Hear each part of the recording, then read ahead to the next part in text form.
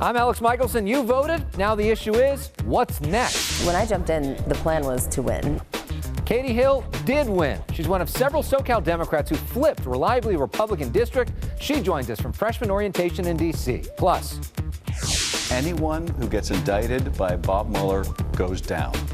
Burbank Congressman Schiff is about to become one of the most powerful men in the country. We'll ask, who is he about to subpoena? Every time I come back, I say this is the worst fire I've seen. Yesterday is the worst fire I've seen. As California burns, major questions about climate change while the president prepares to visit. That and more with our panel. Iadarola from the Young Turks, Dish Nation's Heidi Hamilton, and Fox News' Gianno Caldwell. Plus, just wait,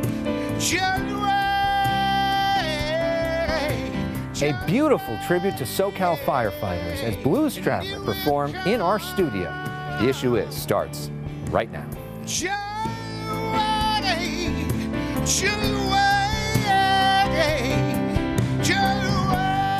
And welcome to The Issue Is. I'm Elex Michaelson. On election night, some commentators wondered if a predicted blue wave turned out to be a blue ripple.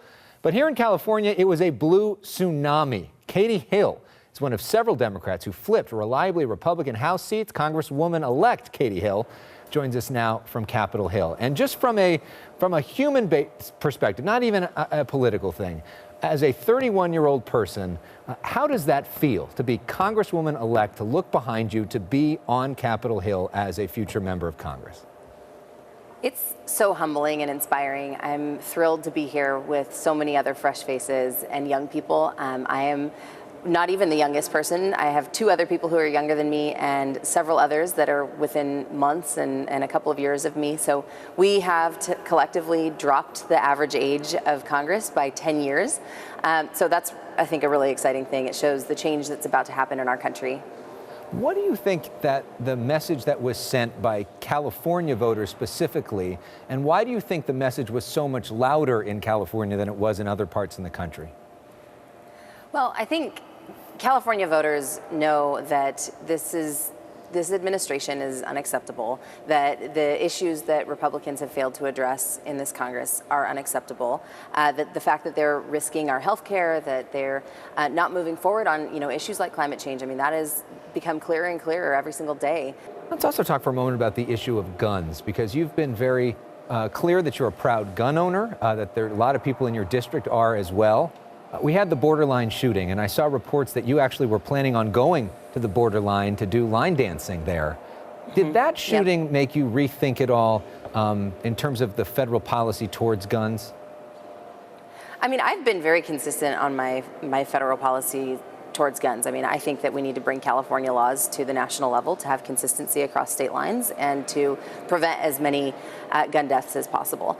The borderline shooting did hit really close to home. Our entire team was planning on going there on Thursday night to celebrate our victory. And if it had been the night before, I mean, I can't even imagine what would have happened. So we were all just really stricken by it. And on top of that, my stepsister's roommate was there. She had to break out of a window to escape, and it was incredibly traumatizing. One of our interns lost a dear friend. So this is a shooting that has deeply impacted our community. And then, of course, 24 hours after that shooting, we began these massive fires, which also has impacted you and your team. Tomorrow, the president is coming to California. He's coming to Southern California to see the damage firsthand. What do you want him to see? I want him to see that this devastation is exactly that. It's devastation, and it's not something that we can play as a political pawn. That this is 50% of the land in California is federal land, and the forestry management is in large part the federal government's responsibilities. Now, speaking of California, you are now supporting California Congresswoman Nancy Pelosi to become Speaker of the House once again. Her critics say that she's a divisive figure, that the Democratic Party needs fresh blood, and that she's bad politically for the party. Why are you, as one of the youngest members of the caucus, supporting her?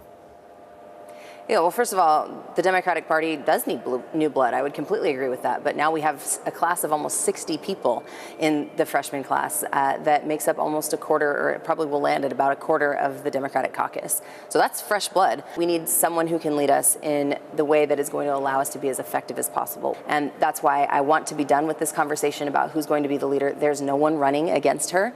And the faction of people that is trying to stop her from becoming speaker is small. And frankly, I don't know what their motives are, but I think it's incredibly disruptive to us being able to push a legislative agenda forward that we have been asked to do by our constituents. So your reading of the situation is that Nancy Pelosi is going to become the Speaker of the House? Yeah, my reading is that the situation is absolutely that Nancy Pelosi is going to become Speaker of the House. But do we do that in a way that is productive, cohesive, and streamlined, or do we do that in a way that is frankly going to be an embarrassment to our party? All right. Well, thank you for sharing your views. Congresswoman-Elect Katie Hill. First time we've gotten to say that to you. Congratulations and best of luck to you. Thank you so much, Elex. Happy to be on. All right. While Katie Hill arrives with the least seniority in the House, Burbank Congressman Adam Schiff, about to become one of the most powerful members. The Burbank Democrat will soon be the chairman of the House Intelligence Committee. That means he's going to oversee the House's Trump-Russia investigation and have subpoena power. Congressman Adam Schiff, welcome back to The Issue Is. Good to see you. Great to see you. All right, so for years now, we've been talking about this concept of if you became the House Intelligence Chairman, now you are going to be, now you're going to have subpoena power. What happens next, and who are you about to subpoena? Well, what happens next is we're going to have to begin reestablishing our relationships, some of which was, I think, broken with the intelligence community. There are still any number of investigative threads Republicans were unwilling to do a credible job. And one of the most important, in my view, is whether the Russians had been laundering money through the Trump business and they have financial leverage or may have financial leverage over the president. So does that mean you're going to subpoena President Trump's tax returns? I would imagine that the tax return issue will be handled by the Ways and Means Committee. There is actually a statutory mechanism for that committee to obtain the president's tax returns. The biggest story here locally has been these massive fires that we've been dealing with. The president set to visit tomorrow. He's talked about the concept of pulling back federal funding. He's talked about the fact that the reason for these fires is land management issues. What do you expect from the president's visit, and what do you hope that he sees? He just doesn't seem to understand that a significant part of his job is to bring us together, particularly in times of tragedy and hardship. So what do I expect from his visit? Some effort, I guess, to mitigate the damage of his statements. I hope he will hear out those that have lost so much and do his best to be empathetic towards their plight and the plight of our state. But my expectations, I have to say, are pretty low. Are you worried at all that this sort of antagonistic relationship that some of the California leaders have with the president could hurt California? That he may actually withhold funding? That it could be bad for people that live here? And this is a vindictive administration, and we haven't really seen that in tax policy before. But I think what drove that tweet we saw in the midst of our fires is his antipathy towards California.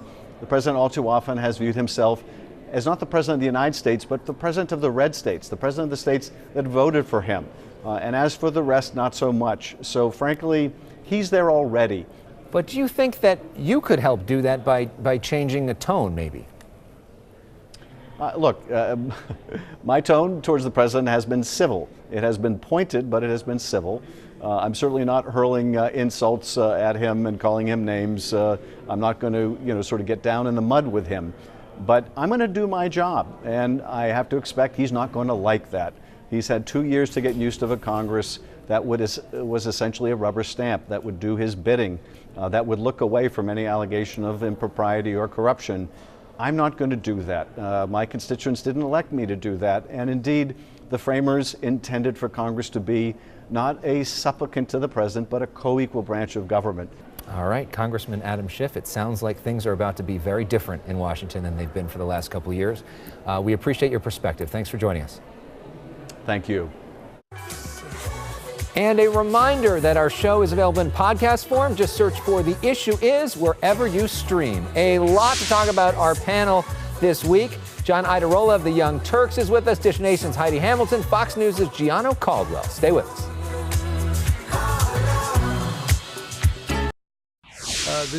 Not the new normal, the new abnormal. Fires, dryness, the lack of moisture. California Governor Jerry Brown tours the fire zone with Interior Secretary Ryan Zinke. Tomorrow, President Donald Trump will tour for himself. Let's talk about that and more with our panel. John Iadarola is one of the co-hosts of the Young Turks. He's a leading progressive voice online. His videos on tyt.com and YouTube have been seen and shared by millions of people. Heidi Hamilton is co-host of Frosty, Heidi, and Frank mornings on 95.5 KLOS. And you can see her on Dish Nation right here on Fox 11 weekdays at 6 p.m. And Gianno Caldwell is founder of Caldwell Strategic Consulting. He's a veteran of several Republican campaigns. He's a Fox News political analyst who can be seen often on both the Fox News Channel and the Fox Business Network. Welcome to you all. Thanks so much for being here. We're wearing the same outfit. Yeah, you got to look, stick with it. It's your thing. The president's coming here tomorrow. What do you make of this battle between the Trump administration and California, John? I think that one of the difficulties is the same that we see with a lot of issues where he fundamentally doesn't understand some of the facts of the situation. So he's criticizing California's management of largely federal lands. The vast majority of the land that he's talking about is managed not by California, but by the federal government, which means that if anyone is to blame in terms of management, which I don't think is the primary issue, it would be his own government. Now, this is the sort of thing that he can be educated on when he gets here. I personally don't think that's what we should be talking about. I think that the climate generally is a far bigger issue, and hopefully one that the partisan issues we have with him that it can transcend. Gianno, do you think that this is a wake-up call that climate change is a real issue? And do you think that it's possible that some on the right might see that? Well, I don't think there's ever really been a consideration in terms of it being a real issue. I know back in the day, President Trump, or then candidate Trump, said that climate change was an invention by the Chinese. Certainly that has changed. I'm sure he's educated himself since then. But you know what? When we talk about the politics of the day and we look at California as a whole, I mean, this is obviously a Democratic stronghold. More importantly, some of the most senior leaders nationally are here in California, Democrats that President Trump will now have to deal with. So I applaud this step that he's making to come and talk about this issue, deal with it, and certainly tour for himself. A couple of things to say on it. First of all, my radio partner, Frank Kramer, also my co-host on Dish, lost his home. He was out in Bell Canyon. His home is gone. So I know what he feels. I know there were 9 homes on that street, on that cul-de-sac, and 7 of them are gone. 2 are still standing. So when Donald Trump, the first thing he tweeted, is supposed to be our leader. This is the guy that you're looking to for comfort. When he goes, well, because of all the brush and they didn't clear in California. I'm going, that's like showing up at your grandmother's funeral who died of lung cancer and going, well, she smoked cigarettes. She smoked and you're like, wait, no. You might think that. That's not the time or the place. It's like, right, you need, like, right now, we need comfort. We need not blame. It's like people are losing their homes. They have no place to live, you know? And this week, we actually asked Interior Secretary Ryan Zinke in an exclusive one-on-one interview that question. Was that the appropriate thing to say? This is what he had to say. I'm less into finger pointing and more into solutions, but the president is right, and this has been a long time coming about mismanagement. Response to that? I mean, I think that, I like that Zinke is, I guess, sort of addressing the issue, but we know what Zinke is there in that position for. He is there to sell off American lands to oil, coal, and mining interests. That's the only qualification he has. So his opinion on forest management, he's not qualified to even speak about that, no more than I am. Or me either. Why are we here? I'm not sure why. But right. No, but I think too, it's like, when talking to Frank, who he had been through these things before, living where he lives. It happens so quickly, and you can't control the wind. I mean, the wind, on a different day. So no matter what you would do with brush clearing and stuff like that, when things are moving that quickly, I mean, it's just. Yeah. Mother Nature is something that you have no idea what it's going to do. But the problem isn't just that Republican leaders don't take climate change seriously. Virtually no Democratic leaders, maybe at the state level, but by the time they get to the federal government, they don't care about it anymore. Chuck Schumer could do something, but he doesn't care enough. Nancy Pelosi passed a carbon tax back in 2010, or tried to anyway. She put it up for a vote. But is she actually going to lead now that she has a House majority? That is a gigantic question. Yeah, and clearly it's been an issue Governor Jerry Brown's pretty passionate about here. That's true. Yeah. All right, well, we're going to go to break with the #1 song in America, which is Thank You Next. A little Ariana Grande, which is what some Democrats are now saying to Republican incumbent members of Congress, and sometimes describes Gianno's dating life, right? Thank you, next. We here.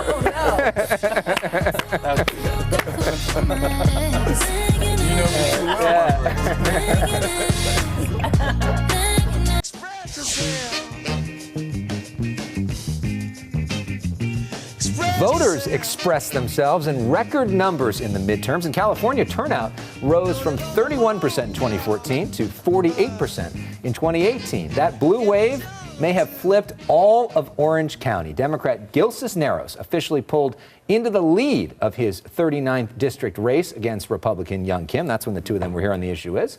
This week, the Associated Press declared that Democrat Katie Porter will unseat incumbent Republican Mimi Walters in District 45. We spoke with Porter today. I'm honored to be selected as their next Congresswoman, and I can't wait to continue to listen to them and talk with them about how we move our country forward. Porter's win on top of wins for Harley Ruda, Mike Levin, and Katie Hill, who, of course, we talked with earlier on the show. Back with our panel now, Gianno Caldwell, Heidi Hamilton, John Iadarola. The question is, Gianno, you've been a Republican consultant. Where does the party go from here?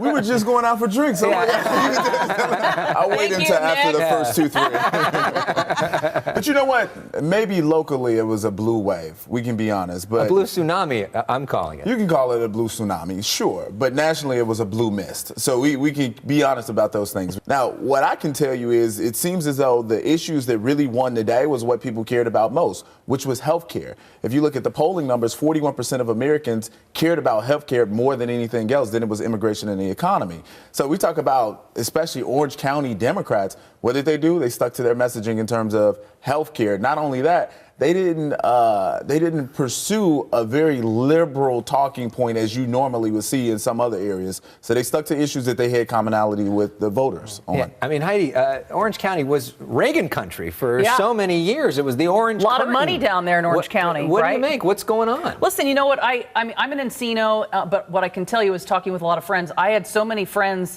and so many people just that I work with that had never voted before, which blew my mind. And you'd say, what, this is your first time voting? And they're like, yeah, I just never did before. And these are young people. These are there are a lot of women. So I think that's what's happening. Those numbers went up. It's still shocking to me that it's only 48%. It's like, why are we all not voting? I don't understand. It's not. And it's so easy in California with vote by mail. I mean, I definitely think that it was a blue wave in terms of the popular vote margin, the number of gubernatorial races that they won, the number of Senate races that they didn't lose, even though they had 10 Democrats that were running in states that Trump won just 2 years ago. When it comes to California, though, I wonder. I thought those were California numbers you were quoting, because if it was a blue wave, you would have saw what you saw in 2010. You talk about 69 seats, 68, 69 seats lost by the Democrats. See, but I disagree. Here, Democrats won only 39 seats. How do you? Well, because the number of seats you can win are determined by how many seats you're actually losing by going to the election. So in 2010, the Republicans were able to win a huge number of seats because the Democrats had a much bigger margin. 2016 wasn't great for the Republicans, which means that the Republican margin in the House up until last Tuesday was kind of narrow. There weren't that many seats for the Democrats to actually win. But the Democrats could have done a whole lot better. Then you talk about the fact that Republicans strengthened the majority in the Senate. So it wasn't as great as some people are telling this fantasy message. I think it's a fallacy. They strengthened their margin in the best map that they're going to have for the next decade. Heidi, where do Republicans in this state go from here? You know, I don't blindly follow one particular thing. I don't blindly follow you because you're a woman. I don't blindly follow you for any reason. So the thing I think that hurts Republicans in California is sometimes I think it's okay to distance yourself from Donald Trump. I think that that's going to be tough to do. I actually empathize. I'm a progressive, but I empathize with them because now these congressional races are so national. And if one of them says, I don't agree with Donald Trump, then they'll get primaried by someone who's going to get $20 million flown in from all around the country. It makes it really hard. We're going to have to leave it there. Thank you to the panel. Great discussion. We appreciate it. What you're about to hear is a little blues traveler. Remember this song, Run Around? Well, up next, they're in our house with a special performance for our firefighters. We'll be right back. Little 90s throwback for you. Still love it, son. I do play a Venus harmonica.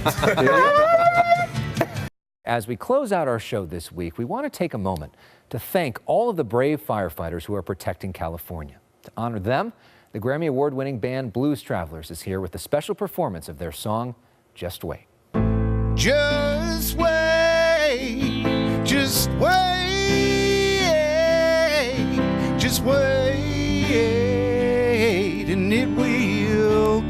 wrong. If you think I'm giving up on you, you're crazy. And if you think I don't love you, well then you're just wrong. In time you just might take to feeling better. Time's the beauty of the road being long. I know that now you feel no consolation, but maybe if I told you and informed you out loud, I say this